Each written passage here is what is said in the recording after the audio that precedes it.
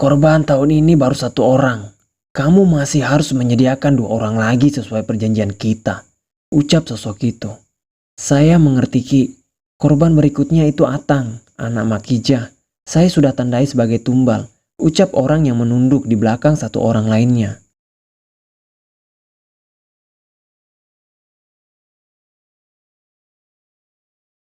Dari dalam musola, tanpa disadarinya, asap putih tipis muncul. Asap itu semakin lama semakin membentuk satu sosok.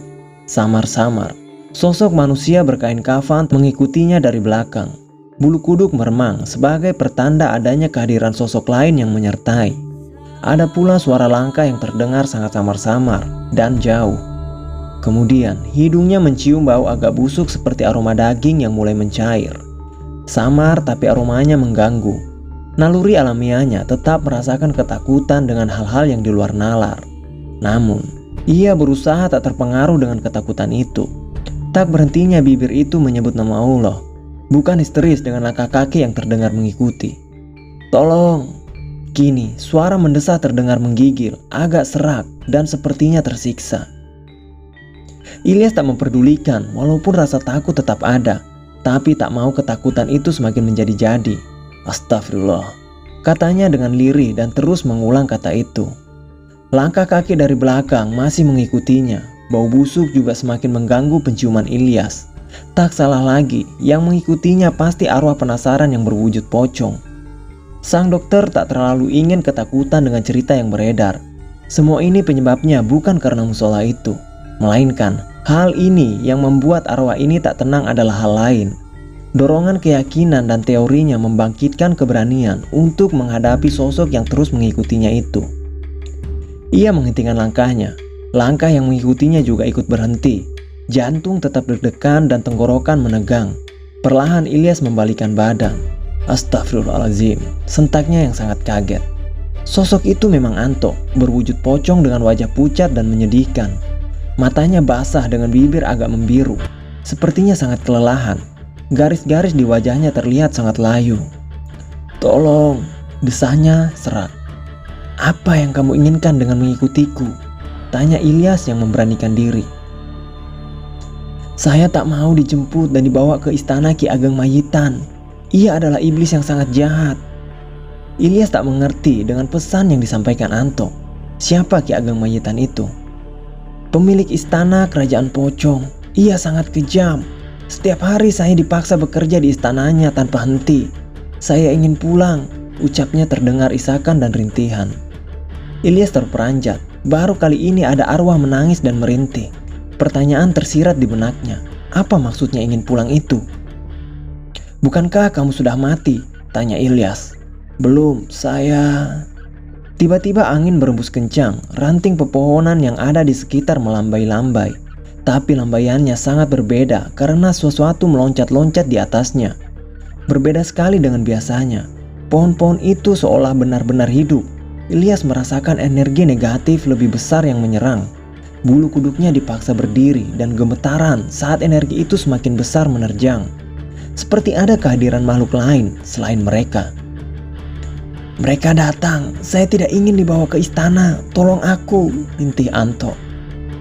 Namun seketika Ilyas melihat bayangan putih berjumlah 2 orang. Keduanya menangkap Anto, lalu berubah lagi menjadi asap putih tipis dan menghilang dengan cepat.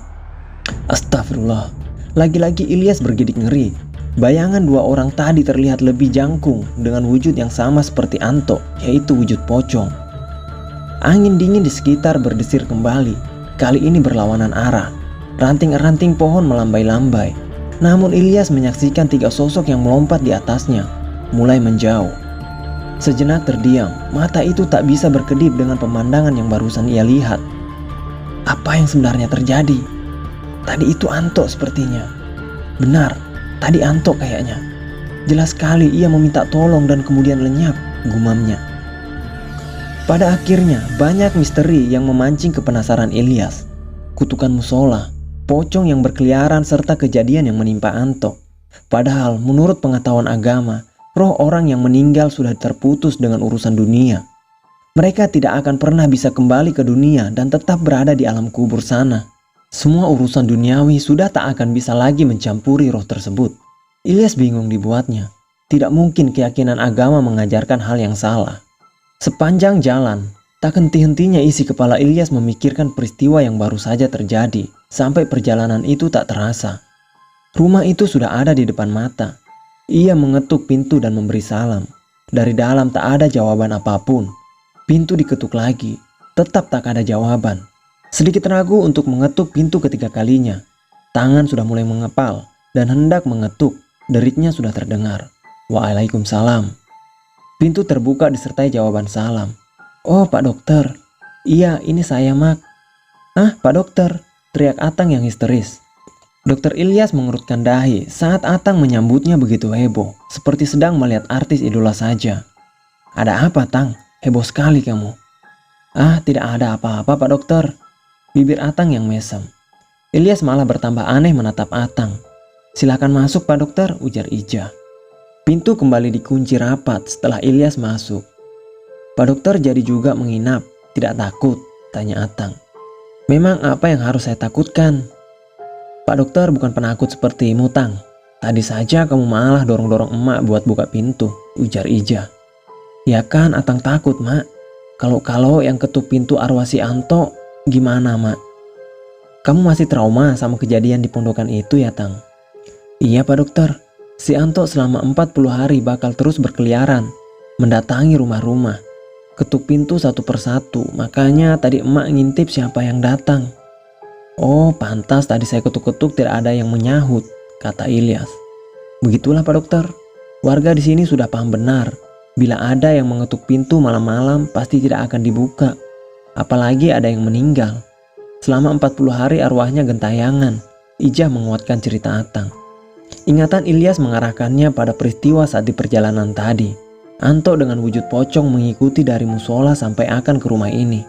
Kemudian lenyap dimakan kabut tipis berbentuk pocong jangkung. Dekat kebun yang ditumbuhi pohon-pohon rindang yang berjajar. Kalau Anto, tekanan suara Ilyas agak ragu antara ingin bercerita atau tidak. Dokter itu tidak ingin ceritanya malah menambah kuat mitos yang sedang terjadi di desa ini. Namun, ia jadi saksi dengan penampakan-penampakan pocong yang hampir setiap malam di desa ini.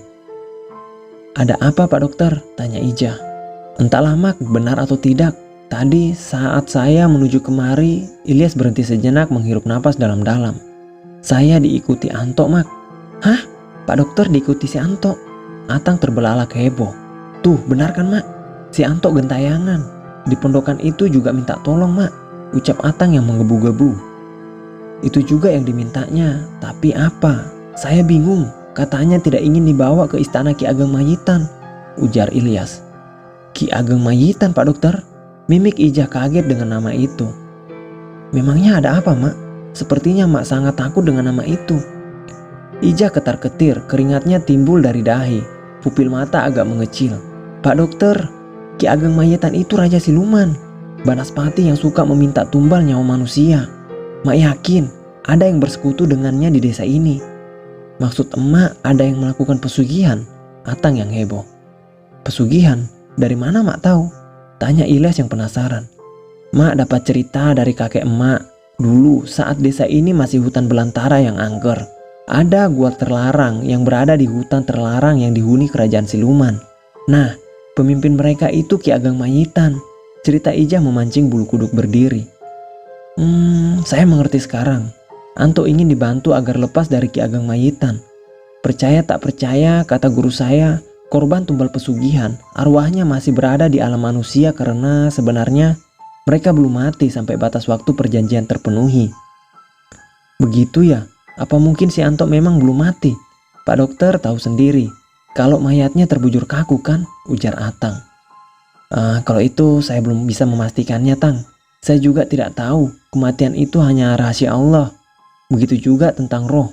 Kalau benar Anto korban tumbal pesugihan, artinya di desa ini bukan kutukan yang berlaku, tapi kejahatan seseorang yang bersekutu dengan iblis. Tapi siapa Pak Dokter? Di desa ini tidak ada yang melakukan perdukunan ataupun melakukan kesyirikan dengan bersekutu pada Ki Ageng Mayitan, pungkas Ijah. Kita tidak bisa berprasangka sebelum menemukan buktinya, Mak. Tapi kita bisa menjadi lega. Musola itu bukan penyebab kutukan dan teror di desa ini. melainkan ulah jahat dari penghamba iblis. Iya Pak Dokter. Mak tak tahu harus menceritakan ini atau tidak.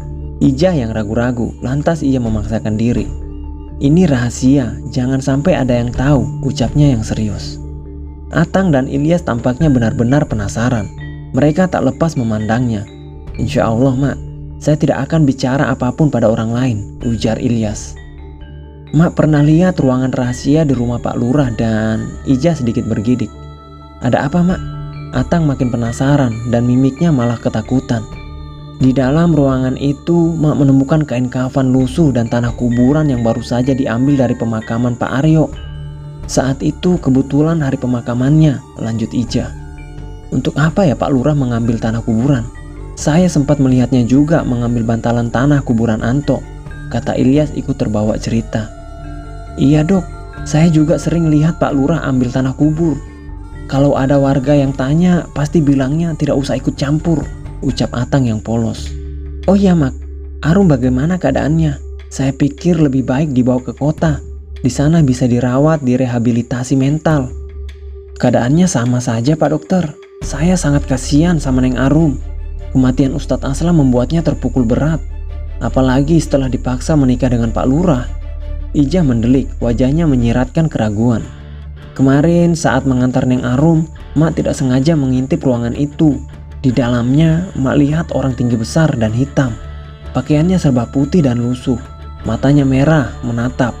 Mak sampai panas dingin lihatnya. Ijah gugup, keringatnya basah di kening. Atang merapatkan diri ke sisi Ijah setelah mendengar pengakuan itu. Sedangkan Ilyas terbengong, keyakinannya bertambah kuat. Kejadian mengerikan di desa ini memang ulah seseorang yang bersekutu dengan iblis. Angin malam berhembus semakin dingin.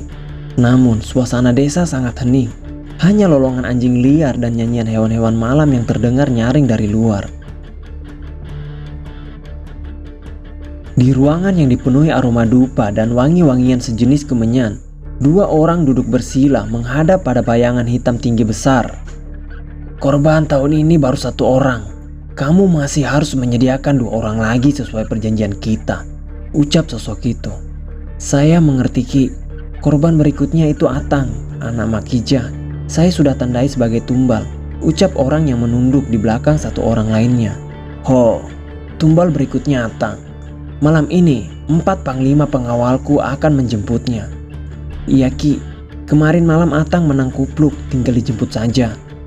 Hahaha, aku suka dengan caramu memberikan tumbal. Semua korban kamu beri kesenangan dengan permainan dadu itu. Tahun ini akan kuberikan kekayaan yang lebih banyak lagi. Terima kasih Ki. Orang-orang di pemerintahan pusat, mereka mulai curiga. Saya ingin Ki Ageng bantu saya agar terbebas dari kecurigaan itu. Buat orang-orang pusat melupakan kasus-kasus itu. Itu mudah. Tapi abdi-abdiku melaporkan kalau di desa ini ada orang yang berani mengusik wilayahku. Suaranya mengerikan, menggeram dengan parau. Siapa Ki? Akan saya bereskan, ucapnya. Pasti yang dimaksud Ki Ageng orang kota itu, ucap satu orang lagi yang duduk di barisan paling depan. Bukan warga asli desa ini. Dari laporan yang aku terima, orang itu memiliki kesaktian yang tidak bisa diremehkan. Ia memiliki energi yang sama dengan manusia yang kalian hukum gantung setahun yang lalu. Dokter Ilyas? Iya, siapa lagi orang asing yang ada di desa ini? Ia juga yang terus memaksa membuka kembali musola itu dan mengajak warga untuk kembali beribadah, ujar orang yang duduk di depan. Namanya Ilyas. Aku ingin ia tumbal berikutnya, orang yang sangat berbahaya, bisa jadi penghalang kekuasaanku. Bila berhasil, akan kupenuhi semua permintaan kalian. Baik Ki, akan saya penuhi permintaan Aki. Dokter Ilyas akan menjadi penyempurna tumbal tahun ini. Aku menunggu janji kalian. Sekarang kuperintahkan 4 pengawal menjemput tumbal bernama Atang. Satu dari orang yang duduk menuju ke depan membawa sesuatu. Diletakkannya bawaan tersebut dekat bayangan hitam jangkung. Sebuah bungkusan kecil dari kain kafan. Isinya gumpalan tanah bercampur dengan taburan bunga rampai. Kemudian orang tersebut melafalkan mantra dan menaburkan serbuk dupa ke dalam bara arang. Asap mengepul dari serbuk dupa yang terbakar. Seketika tercium aroma khas memenuhi ruangan. Mantra pemanggil pocong dilafalkan. Setelah selesai, angin kencang dan dingin berembus. Gemuruh angin terdengar mengetuk-ngetuk jendela kayu yang ada di ruangan itu.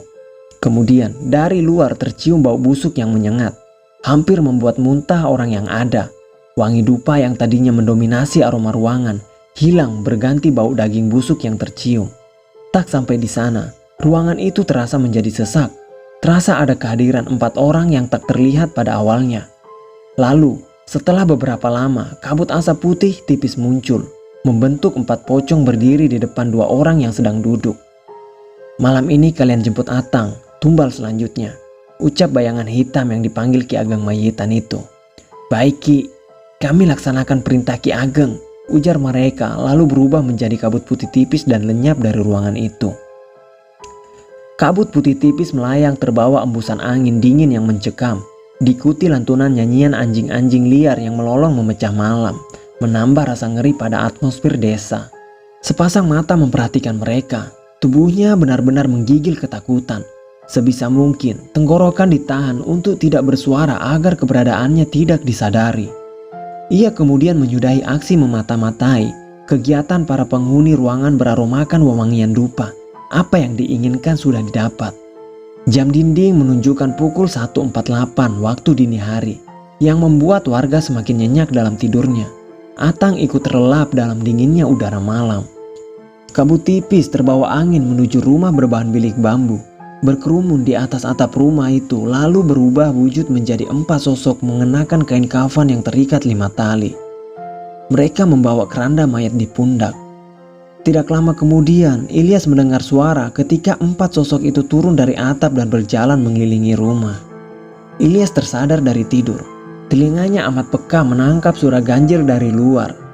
Konsentrasi memusatkan pendengaran sambil bibir membaca doa, derap kaki halus, menimbulkan hentakan yang membuat bulu kuduk merinding dan jantung berdetak lebih cepat. Apa mereka sudah datang? Berulang-ulang hentakan yang sama terdengar. Kemungkinan suara itu berasal dari keranda mayat yang diusung.